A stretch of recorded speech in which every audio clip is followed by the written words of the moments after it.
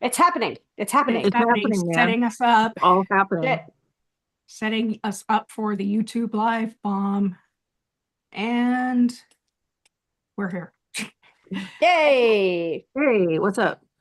Hey. Good morning. Ons, if anybody remembers that. Anyway, hi. I guess I'll do the intro. Yeah, please, Hilary.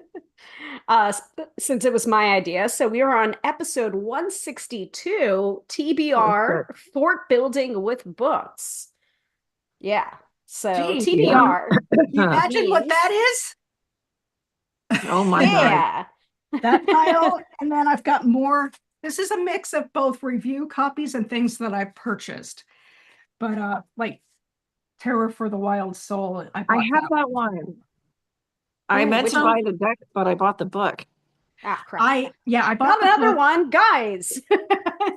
Our stacks. I like Lindsay Mack's work. I have their I bought their coursework that I haven't gone through yet because life. But yeah, I brought a lot of the books that I have. I've got pagan stuff and here in my bedroom and over there, but I didn't bring them out because it literally would have had a fort going over me. So TBR is to be read, in case y'all didn't know, and not to filth this time, this time. No. So we decided to do a little palate cleanser episode before we dive into the nines. But yeah, I figured let's talk about what we're currently reading in the way of books, whether it's for pleasure or for work or and if you happen to be a tarot author or magic author and you guys want to come on the podcast, like, hi, welcome. Come to Butthead. We would love to have you. Come play with us, won't you? Forever. Yes. Come play with us. Chat. Endeavor. So we have a lot of piles and I could not move the pile. So I only grabbed 2 from my pile, but there's way more. And there's probably going to be more in your pile after listening to this episode. I have 4 piles, so we're going to get to them eventually. Do you want to start with the 2 that you grabbed, Hilary? Sure. So I had, let me go with this one first, because this is one that I've had for a long time. So it's not technically a part of my to be read pile, but I'm rereading it and just flipping through, almost using it as like a bibliomancy, which is really nice. So this is Seth Godin's What to Do When It's Your Turn, and It's Always Your Turn. This is something that Teresa Reed sent to me a long time ago, probably when I was still her apprentice, the first year. So that would be back in 2011-ish. I don't know. I don't know what the copyright date is on this. Feels so long ago. Probably around there somewhere. So Seth Godin is not everyone's cup of tea, but I think that's the point. So a lot of his work is very like in your face, like, hey, are you taking it seriously? Are you taking it personally? Ouch. Yeah. Rude. Thanks. Disrespectful. Churlish. Churlish even. Yes. So I'm reading this one. And then I just got this one. Ooh. So this one I bought at my local witch shop, Cozy Coven in Sleepy Hollow. What? And so this is Mundane Magic by Molly Donlin, a lazy witch's guide to hacking your brain, building a daily practice, and getting stuff done. And I actually did a simmer pot yesterday and did the dishes. So nice. Very nice. Super cute. Yep. That's actually beefier than I expected. Like beefy. Held it up, it didn't look beefy, but that's actually pretty beefy. Yeah, it's pretty beefy. So that's a fat one. And if you'd like to follow her on IG, she's M0Diz. Oh. We'll put it in the show notes. We'll put it in the Yeah. show notes. But You all she's will got a have lot to- of tips. Yes.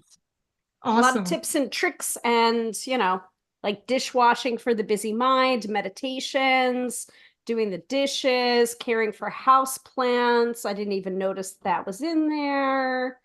And different stuff like I don't have the energy or I don't know where to start. So I think this book in tandem with Unfuck Your Habitat. Yes. Mm-hmm. Mm-hmm. Yeah. I love and miss Unfuck Your Habitat. It was a site, a practice, and then the creator of the site did a book called Unstar CK Your Habitat. Mm-hmm. It still exists, yeah, but it's probably more archived by now, but it's still very helpful. It's pretty awesome. The emergency cleaning part of that kept me from being embarrassed in front of my parents for years. So I appreciate that. So, well, do you want to take a tour of mine? Yes. Sure. Why don't you take a tour? Can you see my bookshelf? The one behind me. Yes. So this is The Artist's Way, which is fucking stupid. Right? There is Turn Passing by Tina Hart. Polish Folk I have Magic that. by This one. Joanna. Yeah. This one is Crosswords. This one is The Morrigan, Ireland's Goddess by Reverend Laura O'Brien. This one is Guided, which is a story about one of my friends. And this is the Crystal Keys. No, this is the Four Selves Oracle, which I really liked by Tina Hart and Carrie Paris. And if you'll join me over here, can you see this clearly? Yes. Yep. Wait. Okay. Go back. There you go. There you go. We've got Lori Lytle's Talismans Tarot, Tarot for Manifestation by Stephanie Capone. Here's Lori's cover. Occasional Magic, Coloring Books, the book of Astrological Returns by Teresa Reed, Backwoods Witchcraft by Jake Richards, Tarot of the Unconscious by Eliza Einhorn, a Mindfulness Journal, and Crystal Keys Tarot. And so that's Melissa back again. If you're prepared. Here's another Tarot of the Unconscious, which is getting mailed to Jamie. Yay! Tattoo Magic by Jake Morningstar. Fernie's Joy of Tarot, which looks like super fun. Tarot for the Flawed and Fearless by our friend V. Reedus. The Crafty Witch's Guide to Cord Magic by Morris. Tarot for the Wild Soul. Women of Tarot, which has our friend Rachel Pollack in it. So there's Rachel on the cover. Rachel celebrated a birthday yesterday. Yeah, that made me sad. I miss my friend. I know. And then the two that fell down, oh my God, are Rachel's Tarot of the Oprah Labyrinth. Oh, I don't have that one yet. And then Witches, a Compendium by Judica Isles. Ooh, nice. And then Words of a Witch by Ember Grant.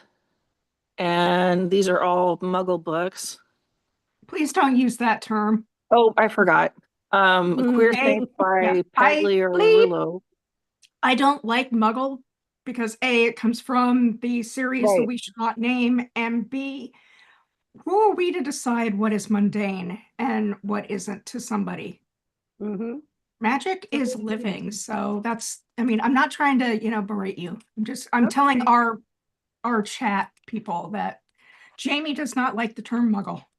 Mundane. Yeah, mundane. I prefer mundane. Exactly. So I call it out to anybody, including myself. So that's all I've got. No big deal. No, just, another 30 books to add to my collection. Thanks. Yeah. You're welcome. Anyway.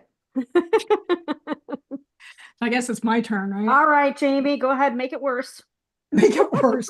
All right. Well, I shared some stuff. So I am currently working through Tarot for the Wild Soul. I'm on page 85 of 269.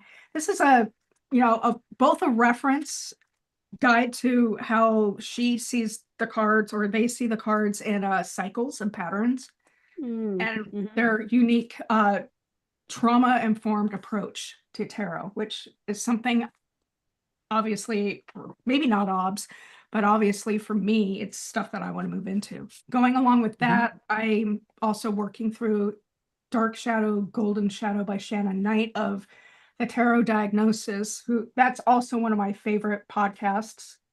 So this is all about reclaiming your dark shadow and turning it into, a friend, basically befriending. Question before you keep going. Tarot for the Wild Soul is also a podcast as well. Yes, that's right. Yes. And a website where you can take actual class, on-demand classes about the Wild Soul practice. Ask me how I know. Because I haven't taken any of them. But yes, also reading V's, Siobhan Reedus, aka V, book, because we want to interview her. So She's down. So at some point that'll be happening.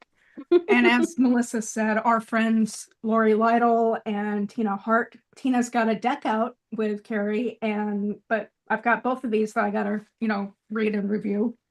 Yeah, Tarot and Talismans is actually on my TBR pile as well. Nice. I wanted to take it out, but I feared a collapse of the book fort if I were to do that. That's same fair. thing with Okay. Stephanie Capone's.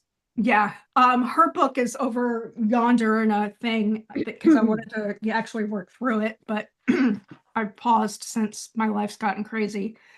I love that I decided to call this episode Fort Building, and here is Hilary admitting that she's got a fort out of books and cannot pull things out unless it falls. So congratulations on making your fort, Hill. Your other books? Yes, thank you. Tarot, what is this? Tarot Tableau Revolution by Maria Alves Hernando, which a lot of these folks we've known at Reader Studio, and places. Making Tarot Magic by Brianna Saucy. Oh my God, I Also love on my Brianna fort. Saucy. Dude. That's also in my fort. That's also in my TBR fort. It's a Weiser book, Melissa, so you can get it. But All okay, right. I just opened her book to a random page, and I've got Magic Making, Attracting a Lover with a Lodestone. Nice. And there's a Reconciliation devotional candle. So these are just, spreads and stuff and other magical things you can do with the cards. I have Meg Jones Wall's Tarot Spreads book. Also Nice. in the pile. This one is a friend of ours. I don't know how much tarot's in it, but Yesbelt Fernandez wrote New Moon Life Design. And so wonderful. It does have tarot in it. I just don't know how, far the two things integrate. Tarot of the Psychology of the Soul. Very cool. By Mariana Lewis. I don't know anything about them. And I haven't started reading this, but I like a lot of tarot and psychology or tarot and new ways of thinking books. I also grabbed The Left-Hand Path of Tarot because, I think the left-hand path gets a lot of bad rep because, Satan or negative stuff, the sinister thing of a left-hand, path or a left-hander, Right. So I wanted to see what they, put in it. I also have from our friends at Llewellyn Tarot by Tempest, which is numbers-based. She taught a class at Newt's a couple of years ago talking about numbers and tarot, and I think she was compelled to write it. And then Dawn Michelle, who I am part of her group on YouTube, came out with The Tarot of You. Ooh, oh wow. How to create a deeply personal tarot practice. So again, on my TBR, haven't read it yet. That's what 1, 2, 3, 4, 5, 6, 7, 8, 9, 10, 11, 12, 13 books just on my desk, but I've got more sitting in a kind of, I guess I made a book nest because I have a spot on my sofa where I've got books stacked up and then piles behind me and then piles on the floor. So nice. Building with books is apropos for this episode. Absolutely. And my front hallway is just, it's not necessarily a book fort, but it's like, here's a tower, here's a tower, here's a tower. So yeah, and of course all of the books that I want to grab at that particular moment are all on the bottom of the pile, right, because right. that's just That's how why I that didn't try works. to dislodge any of mine and took you on a tour instead, because catastrophe would ensue. Mm. If I moved any of these load-bearing books, except for one at a time to read them, then it would be a calamity. I love that we No. have we are now discussing how to fort build with books, and we have load bearing books. Yes. But I do it by size, so bigger hardbacks go on the bottom, and then I just make it like smaller, like these are kind of your standard book size, and then we've got things like Lori's and Tina's books, which are shorter, so these go on top. Mini books go on even topper than that. So that's how I build my load-bearing walls of a book fort. Mm-hmm. You really have to put in some thought into that undergirding, or else the whole, yeah, I was hoping to make you snort laugh. Well, just Sorry. the larger loins perspective. So there's a lot of wonderful books coming out right now. The ones that we have are primarily from our friends at Weiser and Llewellyn, so we'd like to thank them for thinking of us when they have new releases. We have a couple of US games in there. Those are the big three publishers right now in tarot and in new age kind of circles. You also might look to Rockpool Publishing, which has a lot of really cool decks. Particularly their Oracle decks are pretty beautiful. And then Liminal 11 is closed, unfortunately. RedFeather Red MBS. Feather, isn't it? Is that a Schiffer? That's Schiffer, yeah. Yeah. Schiffer, so RedFeather MBS used to be a part of the Schiffer family. So it was Schiffer, for a while, but they Schiffer made their own imprint specifically for decks and pagan stuff and books and other metaphysical topics. So RedFeather MBS is also good. I once was told by one of their authors that RedFeather is kind of like the Isle of Misfit decks and books. Like if Weiser or Llewellyn won't take it, they most likely will. So they do weird shit. Hi, Hilary. Hi, Hilary. Hilary's doing some weird shit now. So yeah, there are lots of resources out there. If you guys have any questions about any of these books, let us know. We'll be more than happy to answer them. But the thing about being a tarot reader or even a witch is that you don't ever stop learning, ever. You must always become a scholar because tarot evolves and your relationship with tarot will evolve and your relationship with magic will evolve. So staying stuck and dry listening to the same podcasts or the same book over and over and over is not really going to help get you to where you need to be, which is an open mind, but not so open that your brain falls out. You want to take everything in and decide what you can apply to your own craft. So becoming very well informed is a good way to become a very good tarot reader or a very good witch. And I mean, we have so much to choose from now, education wise. Like I know quite a few of us, like I know all three of us, I think, learned tarot from books primarily. I mean, One book. wrong? Yeah, we didn't have the internet. Eden Gray's book. Yeah.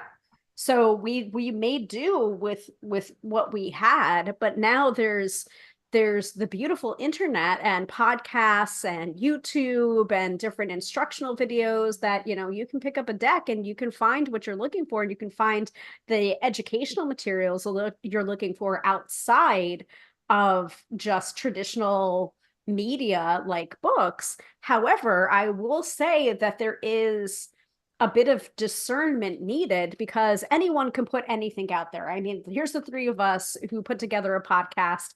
Anyone can put together a podcast. So you also need to consider what educational materials you're consuming. You know, you want to have an open mind, but you also want to have that grain of salt as well. And how do you know you found the right tarot teacher? You don't really know for sure, but you also want to look at their ethics, because if their ethics matches up to your personal ethics, then that's probably the person that you should be learning from. And also keeping in mind that the people that you're learning from are always going to say, learn from other people too. Like I reference Courtney Weber a lot because she used to be my high priestess. Courtney Weber, by the way, is an excellent tarot reader and magical author as well. She has Bridget, the Morrigan, the Tarot upcoming for Pentacle, Tarot for One, which is the art of reading for yourself, which a lot of professional readers claim that they can't read for themselves, which, you know, I call bullshit on. It's harder. Yeah, it's harder. yes. But it is still possible. But she would say all the time, like, go to different rituals, not just my rituals, go to different rituals, learn from different people, because, you know, then you kind of like, if you're just having like one particular person you're learning from, you do tend to get stuck in, it depends on, but like narrow-minded thinking, you know, like there's there's so much out there, and there's a lot of information out there, but there's almost an oversaturation of information, so that you do have to practice discernment on where you're getting this information from. Another good thing is, remember, there are used books, you know, that you can buy from the past. Libraries. Like my book, you know, you can find used copies of my book still out there, and your library's got resources. Sad thing about the physical copies at some libraries is that tarot and pagan stuff is one of the main places where people will, you know, take a book and then not return it. And they're either doing it because A, they're like us, they want to learn, but they have to hide books, or, you know, they can't grab them. Or B, it's the, I'm going to use the term silly and lightly, opposition, you know, who Christians or other faith people that don't like seeing our books on library shelves, they'll take it and just never return it. Or worse comes to worse, destroy it. Yep. Yeah. Anybody that destroys books is on the wrong side of history. Looking at companies. Yeah. So right. So go along you don't like book burning. Yeah. The whole I wanted to do, so Hilary or Melissa talked about, you know, Bibliomancy, which is a divination tool with books. I think the homework would be fun is to grab a book from your TBR pile or your fort. Maybe not a load-bearing book, but just anything. Grab a book. Yes. Hilary uses, or Melissa uses her. So you're going to grab a book from your TBR pile and give yourself a reading by flipping it to a random page and picking a sentence. And then you that's just rude. I'm going to grab my bibliography. All right, I've got mine. So rude, by the way. Mine's disrespectful. Okay. Churlish even. I don't like unicorns. I don't see myself as a unicorn girl, but I taught a small bibliomancy class for Llewellyn, and this was the book I grabbed because, you know, it's fun to grab books that you don't, you know, like genres you don't like. So, okay, I have picked mine. Hilary, you got called out.